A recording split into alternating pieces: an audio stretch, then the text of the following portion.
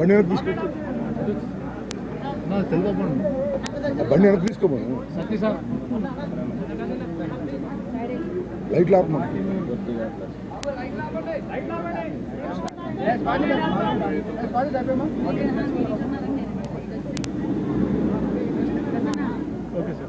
కొంచెం ఉన్నా రమమ్మ తల్లి, కొంచెం తల్లి నాన్న కొంచెం కొంచెం సరే. వాళ్ళకి పాపం ఆ లాస్ట్ టీవీ ఛానల్ ఎవరిదో తెలియదు కానీ పాపం ఇబ్బంది పడతారు. పాపం ఆ లాస్ట్ టీవీ ఛానల్ ఎవరిదో తెలియదు కానీ కొంచెం ఇబ్బంది పడతారు. కొంచెం కొంచెం కొంచెం కొంచెం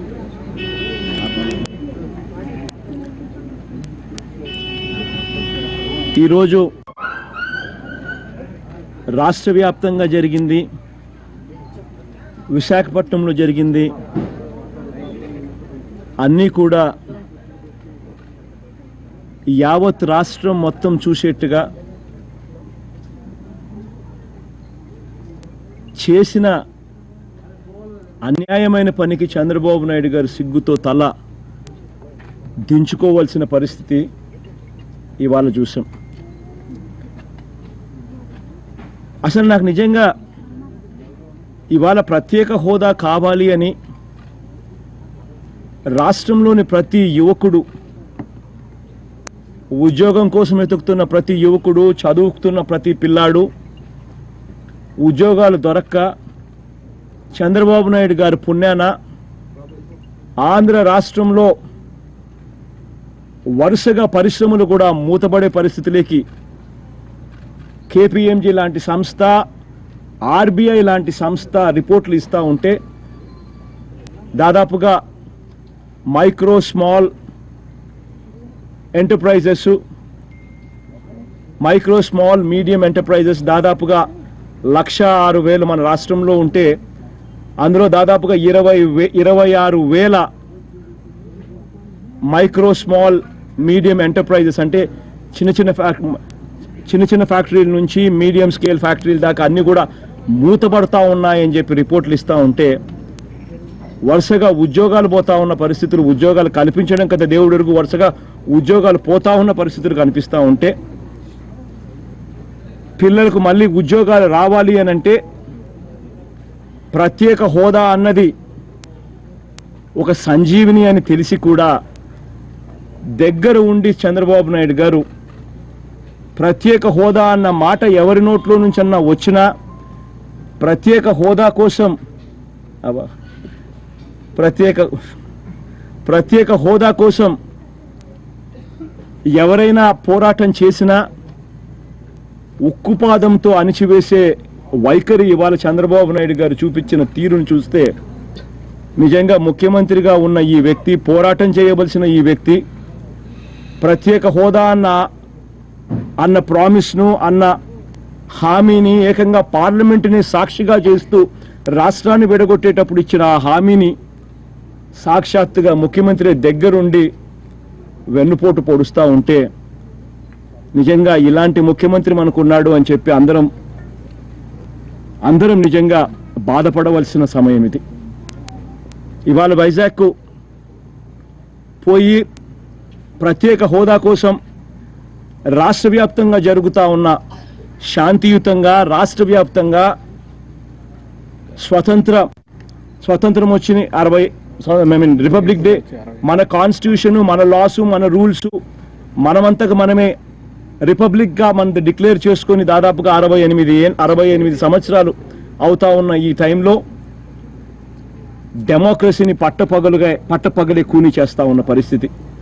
రాష్ట్ర వ్యాప్తంగా గాంధేయ పద్ధతిలో క్యాండిల్ లైట్ ర్యాలీలు చేస్తూ ప్రత్యేక హోదా అన్న డిమాండ్ను కేంద్ర ప్రభుత్వం నుంచి రాష్ట్ర ప్రభుత్వం చంద్రబాబు నాయుడు గారికి కూడా గుర్తు చేయాలి అన్న ఆరాటంతో ప్రతి యువకుడు ముందుకొచ్చి గాంధేయ పద్ధతిలో శాంతియుతంగా క్యాండిల్ లైట్ ర్యాలీని చేసే ప్రయత్నం చేస్తే చంద్రబాబు నాయుడు గారు నిర్దాక్షిణ్యంగా కాకినాడలో JNTU పిల్లలను, స్టూడెంట్స్ను కొట్టడం, తిరుపతి, అనంతపురం, విశాఖపట్నం అన్ని చోట్ల పిల్లల మీద కేసులు పెట్టడం, కొట్టడం, పలు చోట్ల వేల మందిని అరెస్టు చేయడం, వైఎస్ఆర్ కాంగ్రెస్ పార్టీ నాయకులను ఎక్కడ పడితే అక్కడ హౌస్ అరెస్టులు చేయడం, స్టేషన్లలోకి తీసుకొని పోవడం, తమ్మినేని సీతారాం లాంటి నాయకుడు సీనియర్ నాయకుడిని కూడా జీపుల్లో పడేసి తీసుకొని పోవడం, కమ్యూనిస్ట్ పార్టీకి చెందిన మదన్నను శ్రీకాకుళంలో దారుణంగా అరెస్ట్ చేయడం, నిజంగా ఇవన్నీ చంద్రబాబు నాయుడు గారు చేయాల్సిన పనేనా అని అడుగుతా ఉన్నా. ఇవాళ ఎయిర్పోర్ట్లో ఫ్లైట్ దిగిన వెంటనే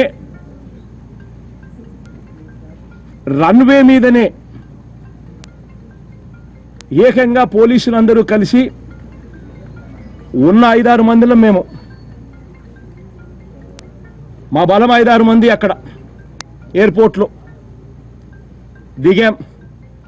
దిగిన వెంటనే వందల కొద్ది పోలీసులతో ఎయిర్పోర్ట్లోకి ఎంటర్ కూడా కానికుండా రన్వే మీదనే ఆపడం, ఎయిర్పోర్ట్లోకి మామూలుగా ప్రతిపక్ష నాయకుడు, 2 ఎంపీలు, ఒక ఎక్స్ఎమ్మెల్యే ఇంతమంది ఉన్నారనేది పక్కన పెట్టండి, ఒక ప్యాసింజర్ కూడా ఫ్లైట్లో టికెట్ కొని ఎక్కిన తర్వాత ఆ ప్యాసింజర్ను కనీసం ఎయిర్పోర్ట్ డొమెస్టిక్ అరైవల్ గేట్లో నుంచి పోయే హక్కు ఉంటుంది. ఎవరైనా కానీ ఆపాలి అని అనుకుంటే అసలు స్టేట్ గవర్నమెంట్కు ఎయిర్పోర్ట్లో స్టేట్ గవర్నమెంట్ పోలీసు అధికారులకు అధికారం లేదు, అది సెంట్రల్ గవర్నమెంట్ జ్యూరిస్డిక్షన్. అటువంటిది స్టేట్ గవర్నమెంట్కి సంబంధించిన పోలీసులంతా మోహరించడం, వాళ్ళకు జ్యూరిస్డిక్షన్ లేకపోయినా కూడా, వాళ్ళకు అక్కడ అధికారము హక్కు లేకపోయినా కూడా మోహరించడం, ప్యాసింజర్లుగా ఉన్న మేము మమ్మల్ని కనీసం ఎయిర్పోర్ట్లోకి కూడా ఎంటర్ కానియకుండా అడ్డు తగలడం, 2 గంటల పాటు డొమెస్టిక్ అరైవల్ గేట్ దగ్గరనే ఏకంగా ధర్నా కూర్చోవాల్సి వచ్చింది. నిజంగా నేను ఒకటి చెప్తా ఉన్నా, ఈ చంద్రబాబు నాయుడు గారి సర్కార్కు, చంద్రబాబు నాయుడు గారి సర్కారులో పనిచేస్తా ఉన్న కొంతమంది పోలీసులకు కూడా చెప్తా ఉన్నా, జీతాలు ఇచ్చేది చంద్రబాబు నాయుడు గారు కాదు, జీతాలు ఇచ్చేది ప్రభుత్వం. సెల్యూట్ కొట్టవలసింది పోలీసుల టోపీల మీద ఉన్న 3 సింహాలకు సెల్యూట్ కొట్టాలి, కానీ ఆ సింహాల వెనకల ఉన్న గుంతనక్కలకు కాదు సెల్యూట్ కొట్టవలసింది పోలీసులు. ఇవాళ ఇదే పోలీసులకు నేను చెప్తా ఉన్నా, ఎల్లకాలం చంద్రబాబు నాయుడు గారి సర్కార్ సాగదు. దయచేసి ప్రజల పక్షాన్ని నిలబడండి, ప్రజలకు అండగా నిలబడండి. ఇవాళ ఇదే ప్రత్యేక హోదా కోసం పోరాటం చేస్తూ ఉన్న పిల్లల దగ్గర నుంచి నాయకుల దాకా అందరూ కూడా ఒక కాస్ కోసము, రాష్ట్ర భవిష్యత్ కోసము ఆరాటపడతా ఉన్నారు.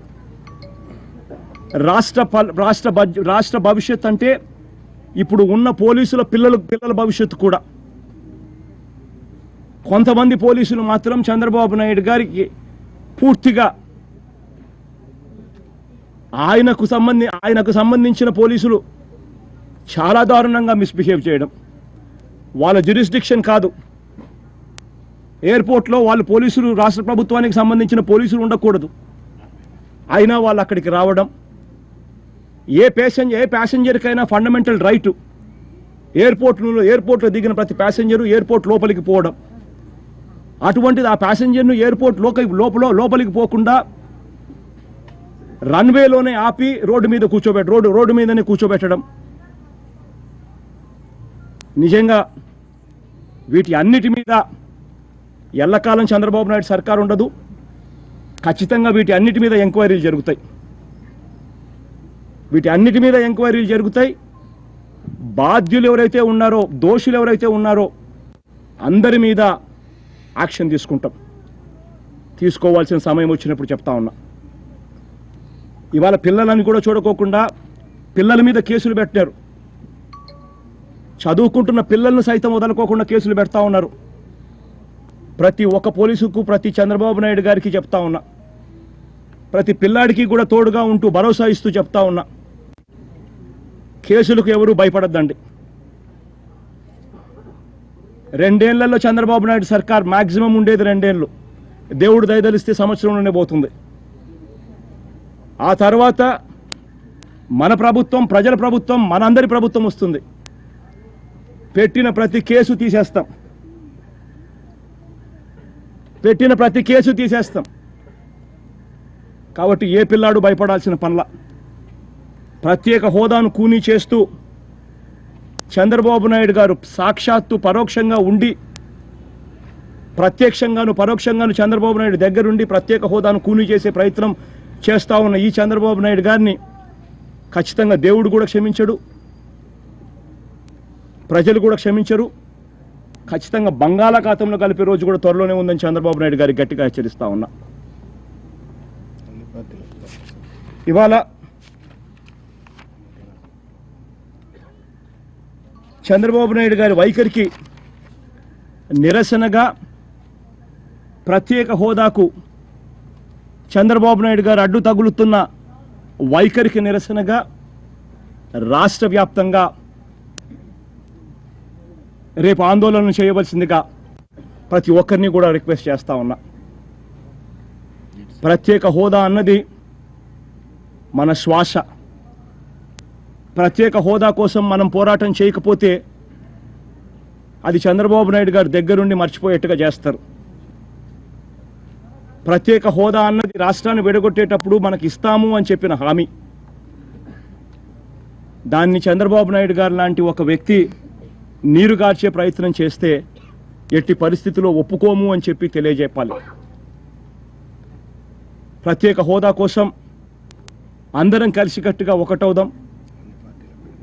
నేను అన్ని పార్టీలకు విజ్ఞప్తి చేస్తా ఉన్నా. ప్రత్యేక హోదా విషయంలో ప్రతి ఒక్కరికి విజ్ఞప్తి చేస్తా ఉన్నా. అందరం ఒకటవుదాం. వ్యతిరేకిస్తున్న ప్రత్యేక హోదాను వ్యతిరేకిస్తున్న చంద్రబాబు నాయుడు లాంటి వ్యక్తిని గట్టిగా ఎదుర్కొందాం. గట్టిగా చంద్రబాబు నాయుడు లాంటి వ్యక్తిని గట్టిగా బంగాళాఖాతంలో కలిపే పరిస్థితిని క్రియేట్ చేద్దాం.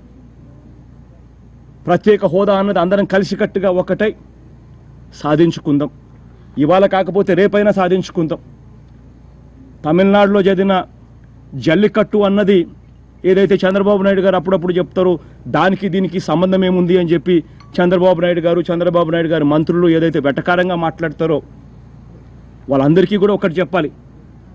జల్లికట్టుతో సంబంధం ఉందో లేదో నేను చెప్పను, కానీ జల్లికట్టుతో వచ్చిన తమిళనాడులో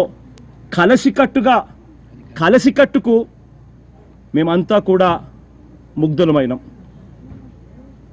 జల్లికట్టు అన్నది ఒక ఆట కావచ్చు, కానీ అక్కడ అన్ని పార్టీలను ముఖ్యమంత్రి అనే వ్యక్తి తీసుకొని పోయి సుప్రీంకోర్టు వ్యతిరేకించినా కూడా పోరాటం చేశాడు, సాధించుకున్నారు. ఆ జల్లికట్టు నుంచి వచ్చిన ఆ కలిసి కట్టుకు స్ఫూర్తి.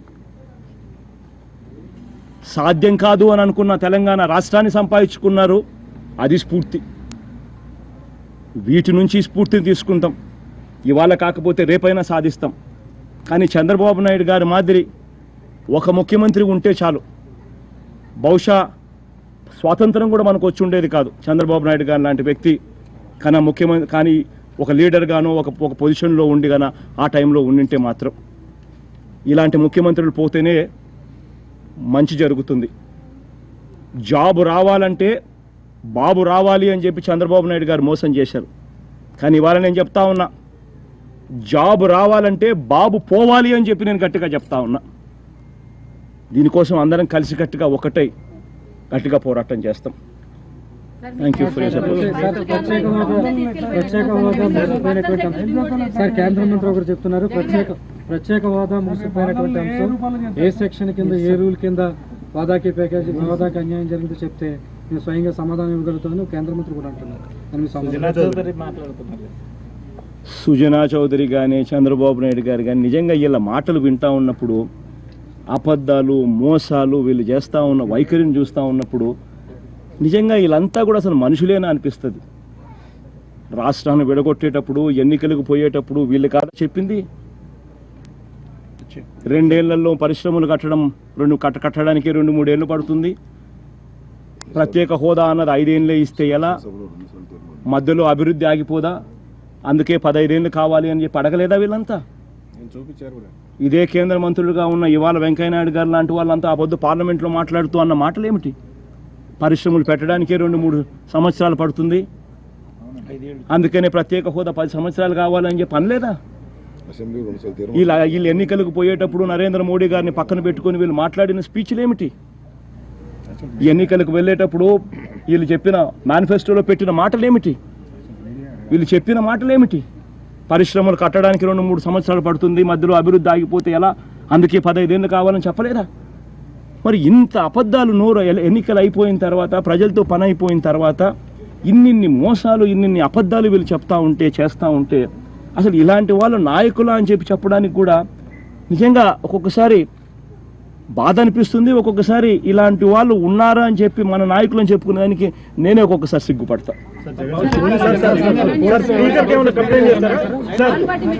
క్లారిటీ ఇవ్వండి సార్.